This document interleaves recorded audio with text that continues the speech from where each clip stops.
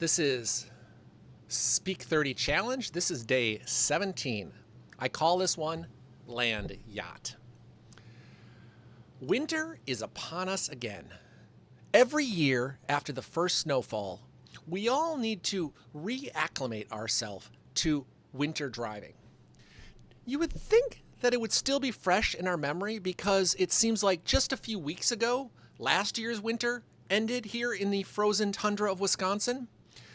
We need to remember those safe driving habits, like driving slower or slowing down as you come into intersections, and an increased awareness of the other guy out on the road. This is a story today about one winter when I was the other guy out there on the road and how it ultimately meant the demise of a beloved vehicle that I referred to as the Land Yacht. I need to back up a little bit. It was early summer 2012, and we were planning a trip to Texas in August. But we had some problems. See, I didn't want to spend the money to fly down to Texas and then rent a car and all of that. And our minivan that we had was getting up there in miles and didn't have a working AC, and we wouldn't trust it taking it on a long road trip. We knew a new vehicle was in our future, but I still thought that our minivan still had a little bit of life left in it, and I didn't want to go through the hassle of buying a new minivan.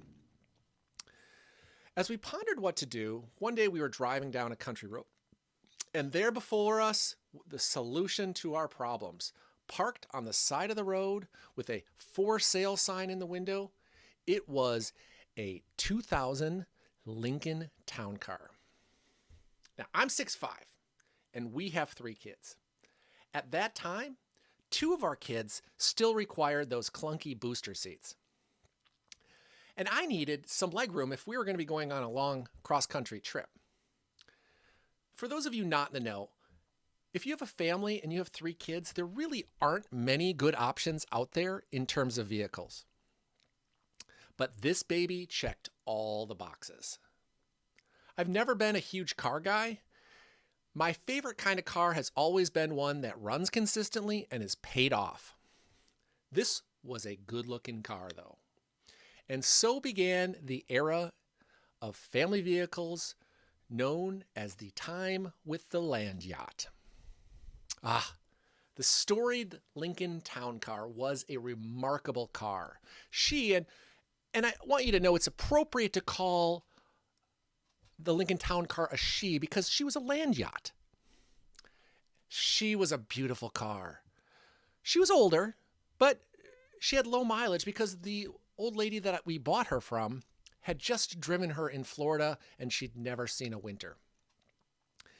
It was the kind of car that would inspire people to say, boy, they don't make cars like that anymore. And people would randomly come up to me in parking lots, want to see and touch the leather interior inside of her, or want to look inside of the cavernous trunk. Speaking of the trunk of this car, this vehicle has long been popular, at least as far as I'm told, with the mafia, because it's said that you can fit 6 bodies inside of the trunk of a Lincoln Town Car. Even the downsides to this car were part of her charm. Like, I needed to completely reorganize my garage so that I could pull her in just far enough that my garage door would be closed. Or the pride I took with both of the miles per gallon that she got while driving in the city. We all had a wonderful drive down to Texas. The kids had plenty of legroom. We were able to bring all of the luggage we wanted. The car was so smooth, it was like riding on a stick of butter all the way down there. Man, she was a good-looking car. We started to realize why this vehicle hadn't, nor probably shouldn't have ever seen a winter. Rear wheel drive. That combination with a mostly empty large trunk meant this car had no traction on icy Wisconsin roads. We quickly came to fear even small hills during the winter driving this car, especially if you stopped on a hill trying to go up a hill from a dead stop. More than once, I was forced to veer back and forth on a hill, I was looking like an IndyCar driver trying to warm up its tires before the start of a race in a desperate attempt to hit some drive pavement so hopefully could make it up the hill. But still, I defended her to the last.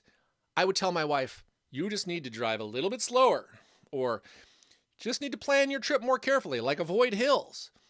And all vehicles slip on the ice. It doesn't matter. Then, one fateful day in January, I was driving into work after a light snowfall. Of course, I was feeling pretty good heading in, as I imagined all the people that were looking at me on the road saying, wow, that's a good looking car.